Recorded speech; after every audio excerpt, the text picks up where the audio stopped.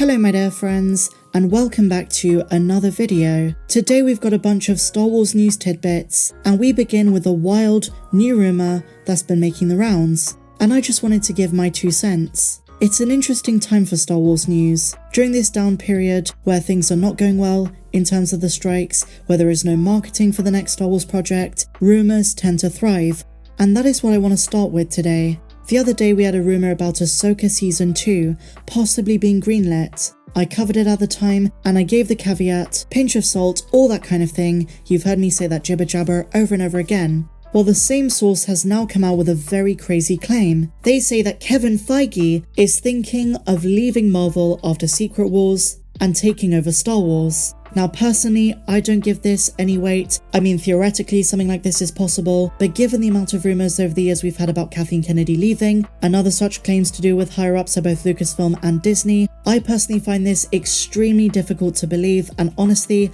I can't see it happening. Maybe I'm wrong, but I just think it's way too far-fetched, and who would actually know this at this stage in terms of sources? Only someone like Kevin himself, and those really close-knit in the industry at the top would have any insight. So personally, I'm reporting on this rumour because, it's interesting, it's a very fascinating point of conjecture, but I don't give it any weight. Now from what I've heard, Kathleen Kennedy's next big thing all starts with the Acolyte. It's well known that Indiana Jones 5 was a project she cared a lot about. That didn't get the numbers that she anticipated, but the next big push from her specifically is working with Leslie Headland on the Acolyte. I don't think this is the time Kathleen Kennedy is thinking about leaving. She will eventually, she'll probably retire, and there was a report a while back, I think it was either The Hollywood Reporter or Variety, that she was training her successor. Many had hoped this was going to be Favreau or Filoni, but it was someone entirely different with a different background, someone not on the creative side, but rather has experience with business management. And again, I can definitely see Favreau one day filling these shoes, but it's anyone's guess who her replacement will eventually be. But she is such a big figure in the industry that at this stage I don't think we're talking about firings. I think she will leave on her own terms. Kevin Feige to replace her though, I think is a pretty massive stretch, and some Star Wars fans and outlets respectively have commented, if this is true, it's a very bad idea. Is Kevin Feige the right person for the Star Wars franchise? That's really debatable. He was originally going to do a Star Wars film. Kathleen Kennedy denied it earlier this year in the spring, but at this point, as far as we know, any connection between Kevin Feige and taking over Lucasfilm is not concrete by any measure, especially at a time like this. Negotiations for the actors' strikes are not going well, SAG-AFTRA have concerns about AI. A shift this radical is not the priority for the studios, and definitely not substantial enough to reach various outlets reporting on it. At least not a shift in this direction, because remember, Bob Iger said they want to return to the movie side of Star Wars, making it special. There was always an assumption Star Wars would return to greatness on the big screen. I don't think Kevin Feige's ideas really are compatible for the way Star Wars should go, but again, who knows?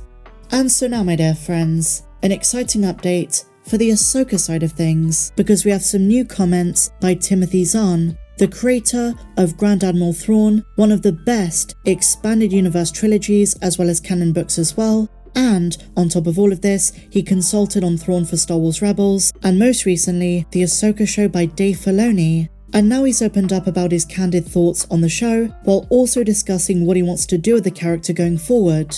This comes from Nate Manning from Star Wars Newsnet.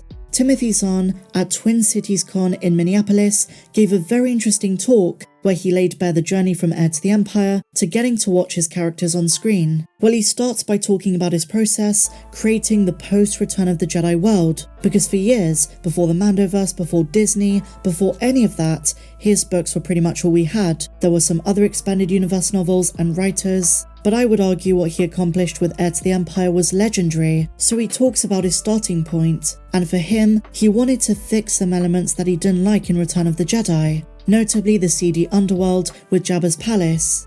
In this brand new interview, he said he always felt as though that sequence on Tatooine felt disconnected to the rest of the saga for him, and so he created Talon Karrde and Mara Jade, which as I say for him, was a connecting point. Zahn is all about world building and continuity. He wanted more context to the smuggling underworld, so picking up the pieces after Jabba's death, he created a character called Talon Karrde, who, quote, took that top spot. So moving on to the canon stuff, notably the way Filoni has written the character. Well, for one thing, he says we've not even seen the start of it, and quickly makes the assumption that there is going to be a season 2. He does reiterate Lucasfilm tells him nothing, but he makes the assumption there is going to be a second series. He does, however, lament that due to Lucasfilm telling him nothing, he didn't get to see many scripts. He specifically references Star Wars Rebels Season 3. He was briefly consulted, but it wasn't until he saw it on screen that he really knew what the story was. He then proceeds to say that one of his biggest wishes, one of the things he wants Lucasfilm to ask him to write,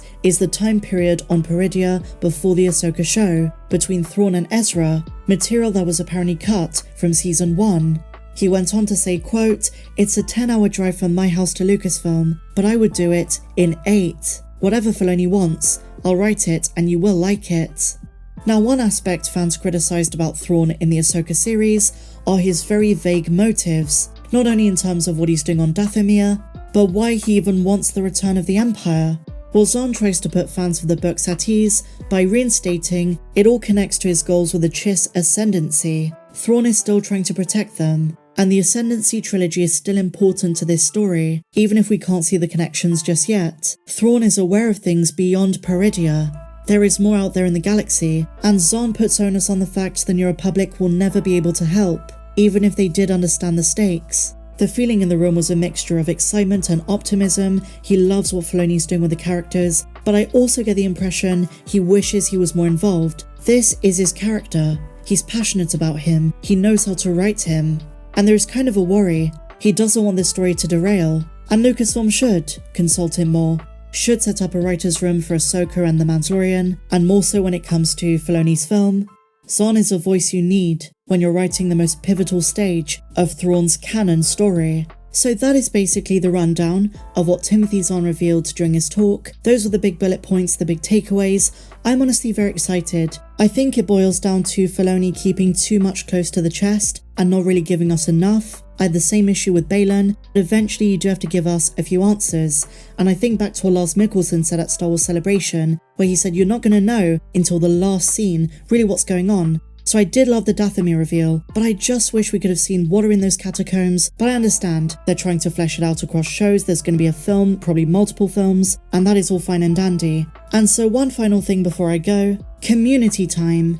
In the community tab of my channel, I've been putting out various lightsaber battles, not in terms of who would win, but which lightsaber you guys find the coolest out of various options which I give you.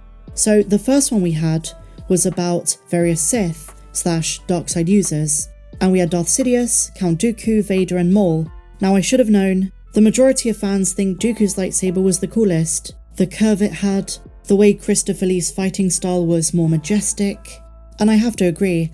I remember when Attack of the Clones came out and these toys of the lightsabers were released. That's what everyone wanted, the curved lightsaber. Second place came Darth Maul, and he's had a couple of iterations obviously, then Vader, and finally Sidious. In yesterday's poll, there were two simple choices between Qui-Gon Jinn and Baylan Skoll. Two Force users who many fans point out were very similar in terms of their approach to the Force, Baylan leaning way more dark, but they had a similar outlook, a Dooku-like outlook, and of course Dooku was Qui-Gon's master. Both of their lightsabers are girthier and bigger, mainly because Liam Neeson and Ray Stevenson respectively are and were tall and broad. So Qui-Gon Jinn's lightsaber iconic from The Phantom Menace with the red button, and Baylan's Skoll being very knight-like, and I was actually amazed how close this was. So at the time of making this video, Qui-Gon Jinn just edges out Baylan with 52%, and Baylan has 48%. I thought these were interesting. I wonder if you guys are liking these polls. But with that said, my dear friends, share your thoughts on everything we spoke about in the comments down below. If you enjoyed this video, please be sure to give me a big fat thumbs up, subscribe if you're new, and I'll see you in the next video. May the Force be with you, always.